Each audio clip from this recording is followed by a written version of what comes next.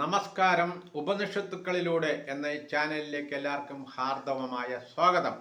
അപ്പോൾ കഠോപനിഷത്ത് നമ്മൾ തുടർന്നുകൊണ്ടിരിക്കുകയാണ്. എപ്പിസോഡ് 25. ഏതിൽ നിന്ന് സൂര്യൻ ഉദിച്ച് അസ്തമിക്കുകയും സകലത്തിനും ഊർജം നൽകുകയും ചെയ്യുന്നു, ആ പ്രാണനും ഈ ബ്രഹ്മം തന്നെ. ഇവിടെ യാതൊന്നുണ്ടോ അവിടെയും അതുതന്നെയാണുള്ളത്. അവിടെ യാതൊന്നുണ്ടോ ഇവിടെ ഓരോന്നിലും അതുതന്നെയാണുള്ളത്.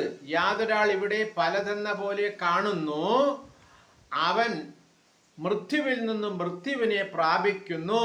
ജീവോപാധിയിലെ ചൈതന്യം തന്നെയാണ് ഈശ്വരോപാധിയിലും ഉള്ളത്.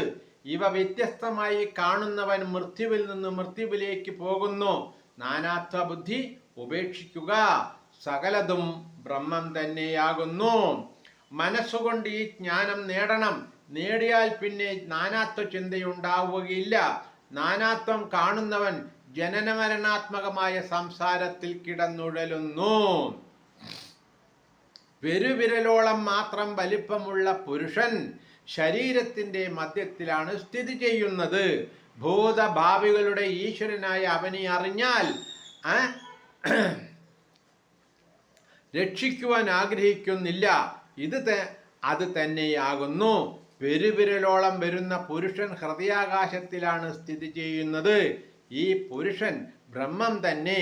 സൂക്ഷ്മ വിശകലനത്തിൽ ജീവാത്മാവും പരമാത്മാവും ഒന്നു തന്നെയാകുന്നു.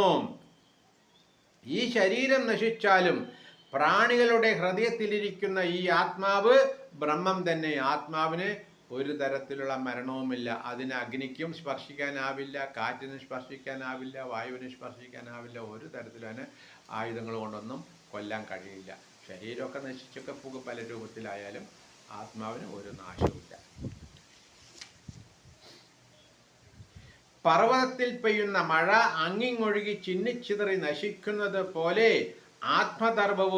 ധർമ്മവും ജീവങ്ങളെയും വെവ്വേറെ കാണുന്നവൻ ജനന മരണ ചക്രത്തിൽപ്പെട്ട് ഞെരുങ്ങുന്നു.